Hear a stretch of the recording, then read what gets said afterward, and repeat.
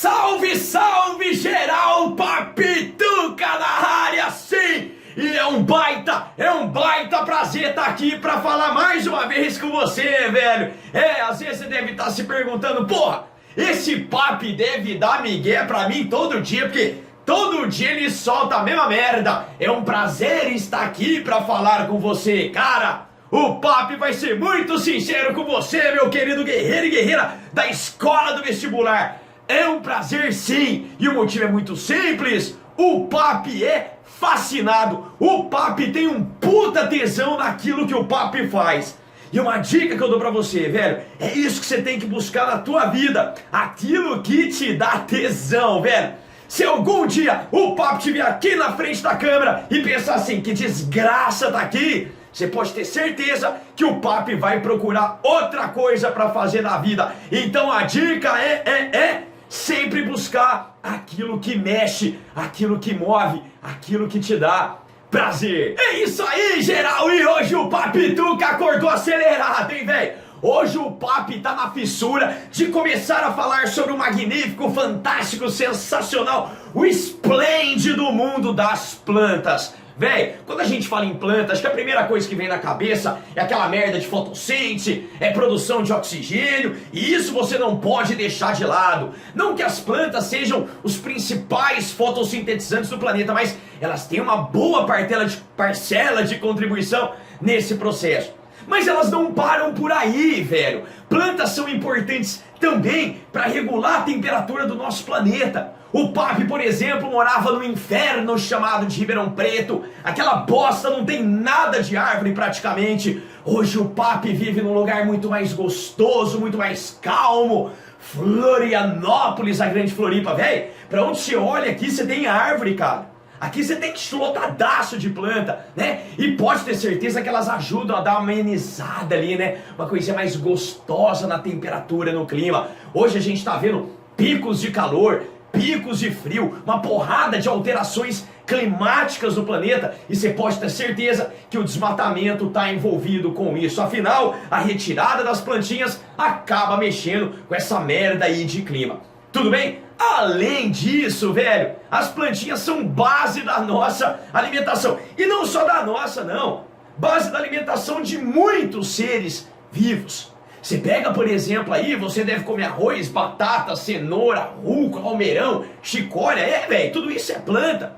E as plantas acabam sendo bases de cadeias e teias alimentares. A gente vai ver lá na ecologia, por exemplo, que você tem o capim que é comido pela vaca e a vaca é comida pelo homem. Cara, aqui você tem uma sequência de seres vivos onde um vai se alimentando do outro. Concorda com o papi? Agora vamos imaginar, ó o capim, a plantinha. Tirei o capim. Se eu tiro o capim, tem comida pra vaca? Não, velho.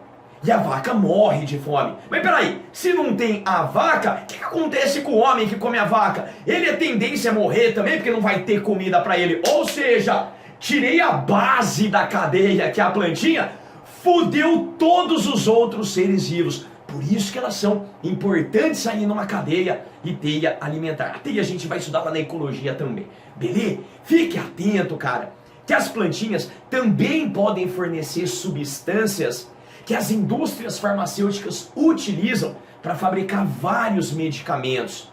Tem indústrias têxteis que pegam fibras de determinadas plantas e utilizam essas fibras para fabricarem determinadas roupas. Sem falar, velho, que as plantinhas também são usadas aí na ornamentação. Sim, é flor pra cá, é flor pra lá, aquela loucura de plantas. Velho, a conclusão que o papi quer que você chega: se acabar a planta, fudeu. Se acabar a planta, fudeu. Agora, velho, quando a gente fala de planta, é muito comum também a gente escutar, né, muitas merdas por aí. Esses dias, por exemplo, um amigo do papi estava aqui em Floripa e o cara é meio vegano, tá ligado? Não come carne, nada de carne.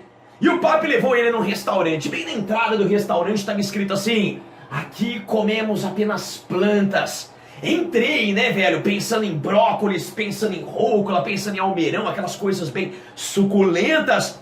E na hora que o papi chegou na pista de comida, velho, tinha fungo, tinha cogumelo, tinha shiitake lá. Que o papi pensou? Porra, velho, o cara me mete uma faixa falando que aqui só come planta e coloca lá fungo. Peraí, cara, a galera faz essa confusão, achar que fungo é planta, velho. Fungo é fungo, planta é planta.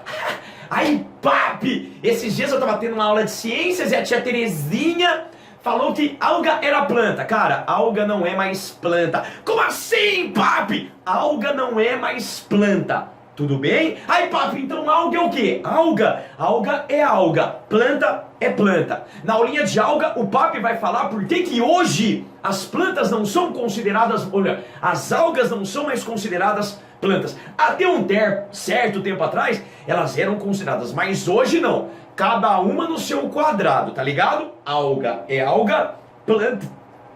Opa, planta é planta. Aí você deve estar pensando, porra, papi, se fungo não é planta, se alga não é planta, o que é planta? Ah, o papi vai falar pra você, o musgo é uma planta, a samambaia, uma belíssima planta, sim, e as araucárias nem se falam, árvores belíssimas, situadas principalmente na região sul do Brasil. Sem falar na orquídea, que também é uma belíssima planta. Ou seja, o papi deu 4 exemplos apenas, velho. O mundo está infestado de plantas. Sim, e apesar de existirem muitas diferenças entre elas, e o papi poderia citar para você, a orquídea tem flor, a samambaia não tem flor. Apesar dessas diferenças e outras que a gente vai ver num outro videozinho, todas essas plantas apresentam características em comum. Sim, velho! Para o ser considerado planta, ele tem que ter isso, fazer isso. E todas as plantas têm que fazer, têm que ter essas características gerais. Aí, papi! E que características gerais seriam essas comuns a todas as plantas? Fique atento que o papi vai mostrar para você agora. Bom, geral, todas as plantas estão colocadas, incluídas num reino conhecido como plantae, ou vegetale, ou embriófite, ok? E o que todas essas plantas têm ou fazem em comum? Vamos dar uma analisada nessas características gerais? Primeiro, velho, não existe planta formada por uma célula, não. Todas as plantas são pluricelulares, formadas por muitas e muitas células. E o ponto interessante é que as células, elas se organizam, elas se agrupam e trabalham em conjunto. Então as células não vivem isoladas. Uma celulinha trabalha com a outra, que trabalha com a outra, que trabalha com a outra, que trabalha com a outra. E aí esse grupinho de células que trabalham juntas, a gente chama de tecido. Então as plantas formam tecidos verdadeiros. Aí, papi, que esquisito. Vou te dar um único exemplo. Tem células na planta que se organizaram e pensaram assim, e aí, vamos trabalhar juntas? Vamos pegar a água e os sais que a raiz está absorvendo lá da terra e levar lá para cima? E essas células estão transportando esses nutrientes lá para cima. Sim, essas células formam um tecido condutor.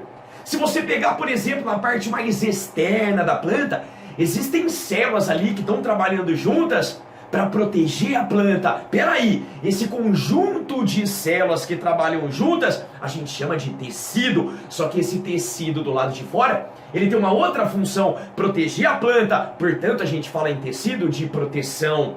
Esses tecidos são tão importantes que a gente vai ter até uma aula para falar apenas de tecidos de vegetal. Uma aula sensacional, mas continuando nas características gerais, velho. Essas células que estão dentro da planta, elas são células eucariotas, que é aquela célula que tem membrana, que tem citoplasma, que tem núcleo. Caraca, papi, a minha assim também. Sim, calma. A sua também é eucariota. Só que existem algumas diferenças entre a tua célula e a célula de uma planta. O papi disse, uma delas é que em volta da célula da planta tem uma parede protegendo essa célula.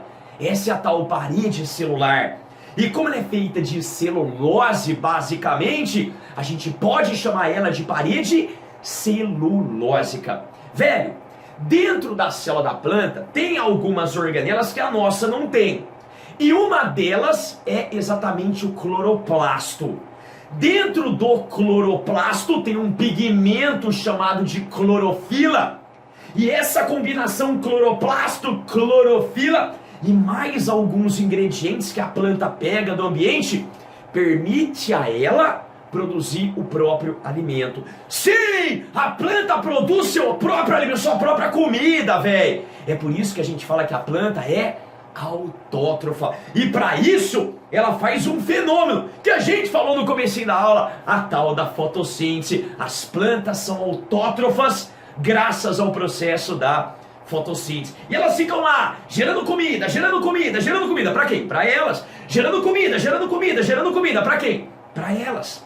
Às vezes, a planta gera mais comida do que ela precisa. E aí o que ela vai fazer com esse excesso? Vai eliminar? Não vai, velho. Ela vai guardar esse excesso de comida. Essa reserva, a gente dá um nome. É um amido. É um carboidrato grandão que a planta geralmente guarda na raiz dela e no caule dela. Tanto é que quando você vai comer algumas plantas, você está comendo exatamente o amido armazenado nelas. Quer um exemplo? Caule, velho. Caule, ou melhor, desculpa, batata é o caule de uma planta. Batata tá cheia do quê? De amido. Batata doce, a gente vai ver que é uma raiz de uma planta. Batata doce tá cheia de amido. Ficou claro? Raizinha ali, cheia de amido. Beleza? Quer mais? Tem mais, velho, tem mais. Imagina, cara, a partir de agora, você vai sair andando na rua, né? Louco pra ver as plantas. E vai falar assim, essa merda é pluricelular, eucariota, tem parede com celulose, faz fotossíntese, armazenamento. É isso que o papi quer de você. Tudo bem? Quer mais? Vamos lá que o papi vai citar pra você, ó. Toda planta faz o mesmo ciclo de vida. Calma, não se assuste, porque o papi vai fazer uma aula específica só para esse ciclo de vida. Mas já deixa anotado aí para nós. Toda planta faz um ciclo chamado de diplobionte. É um ciclo que tem dois tipos de adulto. Um adulto chamado de gametófito e um adulto chamado de esporófito. Não! Que desgraça! Eu odeio o gametófito, eu odeio o esporófito. Relaxa, relaxa.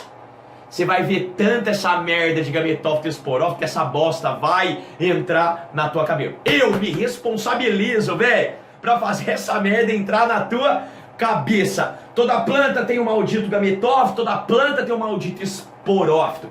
E a gente vai ver que eles ficam se alternando. Portanto, a gente fala que esse ciclo tem uma alternância de gerações. Até um tempo atrás, esse ciclo de planta não era chamado de diplobionte. Ele era chamado de aplodiplobionte. Hoje, esse nome está sendo trocado para diplobionte. Então o papi já está trazendo a parte mais nova e atualizada da botânica para você. E aí, durante esse ciclo de vida que a gente vai estudar, você vai perceber que vai aparecer um embrião, um bebezinho. Sim, sim, as plantas formam bebês. Papi, elas transam, papi. Não tem martelada em planta, tudo bem? A gente vai ver que elas juntam gametas, mas sem martelada. E aí, depois da junção de gametas, aparece um bebê. E olha que coisa linda. Olha que coisa linda. A mamãe vai alimentar o seu filhote. A planta mãe vai alimentar o seu embrião. É por isso que hoje, velho, esse reino plantae também está sendo conhecido como embriófites. Embriófitas, plantas que nutrem os seus embriões. Ficou claro?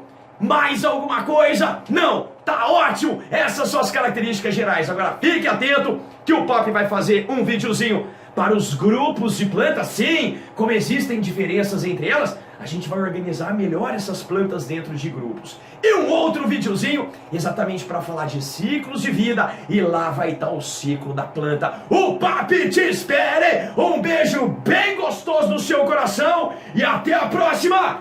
Tchau!